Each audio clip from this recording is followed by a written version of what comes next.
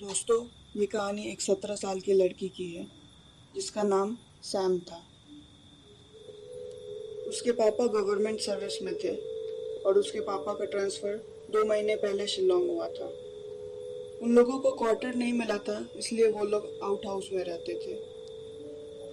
एक दिन सैम अपने दोस्तों के साथ साइकिल रेस लगा रही थी। वो जीतने ही वाली थी कि उसके पीछे वाले लड़के ने उसे धक्का दे दिया और वो अनबैलेंस होके एक घर के अंदर जा गिरी। सैम, तुम ये सब कब छोड़ोगी? तुरंत आकर हमारी मदद करो। आ रही हूँ मम्मी। सैम ने फिर पूछा, क्या हम लोग यहीं रहेंगे? हाँ, कोई परेशानी? अगर है भी तो हम लोगों को यहीं रहना है। It's a nice house. No पापा, it's all right, I will manage. Sam, उसकी छोटी बहन और उसके मॉम डैड वहाँ शिफ्ट हो गए। उन्हें वहाँ शिफ्ट हुए 2 दिन हो चुके थे। सैम को उसकी मॉम ने कहा, अपने कबर्ड की सफाई कर लो और अपने सारे सामान उसमें रख लो। मुझे ये सब कचरा नहीं चाहिए तुम्हारे रूम में। सैम फिर अपने रूम की साफ सफाई करने लगी और अपने कबर्ड को साफ करने लगी। तो उसे लगा कि कबर्ड के पीछे दीवार नहीं बल्कि कोई खाली स्पेस है। उसने फिर कबर्ड के शेल्फ्स के स्क्रूज को निकाला। उसे लगा अंदर कीड़े मकोड़े होंगे तो उसको भी साफ कर दो। मगर जैसे उसने शेल्फ को निकाला तो अंदर एक फाइल पड़ा हुआ था। सैम ने उस फाइल को निकाला और साफ करके उसे खोला। उसमें किसी आदमी की एक फोटो थी और अंदर बहुत सारे पेजेस थे जिसमें बहुत कुछ लिखा हुआ था। सैम ने उसको पढ़ना स्टार्ट किया। उसमें किसी मेंटल हॉस्पिटल का जिक्र था। जैसे उसने आधा स्टोरी पढ़ा, उसके रूम के बाहर से कुछ गिरने की आवाज़ आई। सैम ने जाकर इधर उधर देखा पर उसे कुछ नहीं मिला। फिर वो वापस अपने रूम आ गई। जब वो अपने रूम आई तो उसने देखा फाइल के सारे पेपर्स फटे पड़े थे। वो चौंक गई कि 1 मिनट में ऐसा कैसे हो गया। कौन आया होगा यहाँ जिसने इन पेपर्स को इस बुरे तरह से फाड़ दिया? और सैम फिर भी उन पेपर्स को पढ़ना चाहती थी। उसने उन पेपर्स को आपस में मिलाया और आगे पढ़ने लगी। उसमें लिखा था कि शिलोंग में कोई मेंटल हॉस्पिटल है जहाँ पेशेंट्स के ठीक हो जाने के बावजूद भी उन्हें ज़बरदस्ती वहाँ रखा जाता है ताकि वो लोग उनसे पैसा कमा सकें। उनमें से ही एक पेशेंट था, शंकर, जिसकी उस फाइल में तस्वीर थी। इससे पहले शाम आगे कुछ पढ़ती कि फिर से कुछ गिरने की आवाज़ आई। इस बार वो थोड़ा घबराई और बाहर जाकर देखा तो एक फ्लावर पॉट नीचे गिरा पड़ा था।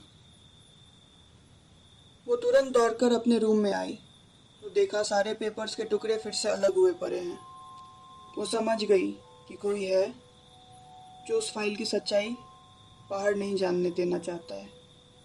वो नहीं चाहता कि उसकी सच्चाई बाहर आए। सैम अनजान बनते हुए हॉल से अपने पापा का लैपटॉप चार्ज से निकाल लाई और शिलोंग के उस मेंटल हॉस्पिटल के बारे में सर्च करने लगी। उस फाइल में लिखी हुई बातें कहीं ना कहीं सच थी, मगर उस टॉपिक पे कुछ ज़्यादा इन्फॉर्मेशन भी नहीं था। न्यूज़ आर्टिकल्स में एक दो बार छप चुका था कि वो हॉस्पिटल हेल्थ इंश्योरेंस वालों का खास करके खून चूसती है, मगर ये टॉपिक वहाँ की गवर्नमेंट और मीडिया से छुपी रह गई और इस पर कोई फोकस नहीं पड़ा। सैम समझ चुकी थी कि इस आदमी का कोई रहस्य है जो छुपा ही रहना चाहिए। उसने फिर भी शंकर के केस को सर्च करा तो पता चला कि उसने पागलपन में खुदकुशी कर ली थी। सैम ने लैपटॉप बंद करा और उन पेपर्स के सारे टुकड़ों को फाइल में बंद कर दिया। उस फाइल को कबर्ड के पीछे फिर से बंद कर दिया। वो ये सब चीज़ों से ऐसे भी दूर रहना चाहती थी। सैम फिर अपने खिड़की के पास खड़ी हो गई तो अचानक से एक बिल्ली खिड़की से होते हुए उसके रूम से बाहर निकल गया। सैम को फिर लगा इसी बिल्ली ने ये सब किया होगा। उसको फिर तसल्ली मिला कि वो झूठ मूठ कर डर रही थी। अगले दिन जब सैम अपने स्कूल से आई तो सीधे अपने रूम चले गई। उसने अपने रूम में देखा कि वो फाइल फिर से बाहर पड़ी हुई थी और वो कबर्ड का शेल्फ फिर से खुला हुआ था। सैम तुरंत नीचे गई और अपनी माँ से पूछा, मेरे कबर्ड के शेल्फ को किसने खोला?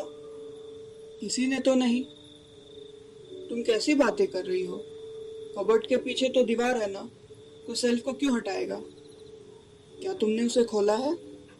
सैम ने कहा, नहीं कुछ नहीं, मैं ऊपर जा रही हूँ। सैम तुरंत अपने कमरे में वापस आई और हिम्मत जोड़कर उस फाइल को खोला। फाइल को देखने के बाद वो बिल्कुल हक्का बक्का रह गई। उसे समझ नहीं आ रहा था कि आखिर हो क्या रहा है उसके साथ। उसने देखा उस फाइल के सारे पन्ने आपस में जुड़े हुए हैं, जो कि कल तक फटे हुए थे।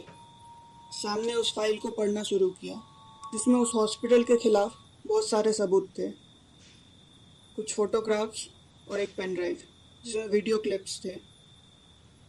इस बार सैम ने उस फाइल को पूरा पढ़ लिया, पर उसके साथ कुछ नहीं हुआ। उस फाइल में एक लेटर भी था, जिसमें लिखा था, नाम शंकर है और मैं पागल नहीं हूँ। मेंटल हॉस्पिटल वाले मुझसे पैसे लूटने के लिए मुझे ज़बरदस्ती वहाँ रखना चाहते हैं, और मेरे जैसे कई लोगों को भी। मैंने कुछ सबूत इकट्ठा कर लिए हैं और वहाँ से किसी तरह भाग आया हूँ। ये लोग मुझे शायद मार देंगे, मेरी मदद करो। सैम समझ गई कि शंकर इंसाफ चाहता था। उसने फाइल को समेटा और अपने पड़ोस के अंकल, जो कि पुलिस में थे, उनके घर चले गई, मगर वो पुलिस स्टेशन में थे। उसने बिना देर किए अपने साइकिल को निकाला और अपने बैग में फाइल को डालकर तुरंत पुलिस स्टेशन जाने लगी। रास्ते में एक ब्रिज था। सैम ने भी अपने स्पीड को बढ़ाया। जल्दबाजी में उसकी साइकिल एक पत्थर से टकराई। सैम नीचे ब्रिज से गिरती ही कि उसे लगा किसी ने उसे पकड़ लिया। वो ब्रिज के नीचे एक स्पेस में जा गिरी, जहाँ कंस्ट्रक्शन और मेंटेनेंस का काम चलता था। ब्रिज के नीचे बहुत लोग जमा हो गए और उन लोगों ने सैम को वहाँ से निकाला। शाम काफ़ी हो चुकी थी, लेकिन फिर भी सैम पुलिस स्टेशन की तरफ निकल गई। वहाँ पहुंचकर उसने पुलिस अंकल को सारी बातें बताई। सैम ने बताया कहीं ना कहीं उस भूत ने ही सैम को ब्रिज से नीचे गिरने से बचाया। पुलिस ने बताया वो उसकी मदद तो करेंगे, मगर अनऑफिशियली, क्योंकि अगर हॉस्पिटल वाले चौकन्ना हो गए तो बात बिगड़ जाएगी। अगले कुछ दिन पुलिस ने कुछ और सबूत इकट्ठा किए। फिर ऑफिशियली उस हॉस्पिटल पर केस हुई और वो बंद हो गया। सैम बहुत खुश थी कि उसने किसी की मदद की, वो भी एक भूत की। उस रात सैम सो रही थी। उसने देखा वो बिल्कुल उसके सामने आया और उससे कहने लगा,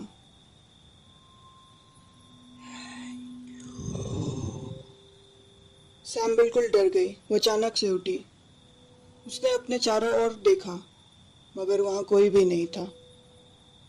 अगले सुबह जब सैम उठी तो उसे याद आया उसने किसी हॉस्पिटल को बंद नहीं करवाया है। वो एक सपना था जिसका सैम को यकीन नहीं हो रहा था। वो भागकर अपने रूम में गई और अपने कबर्ड को खोलकर उसने देखा बिल्कुल वैसा ही सेल्फ था उसके पीछे। उसने कबर्ड के सेल्फ को खोल दिया और उसे बिल्कुल वैसी ही फाइल मिली, जिसके अंदर बिल्कुल वैसी ही फोटोग्राफ थी। दोस्तों, अगर आपको मेरी स्टोरी पसंद आ रही हो तो प्लीज़ मुझे लाइक, शेयर और सब्सक्राइब करिए और कमेंट सेक्शन में अपने रिव्यूज़ दीजिए।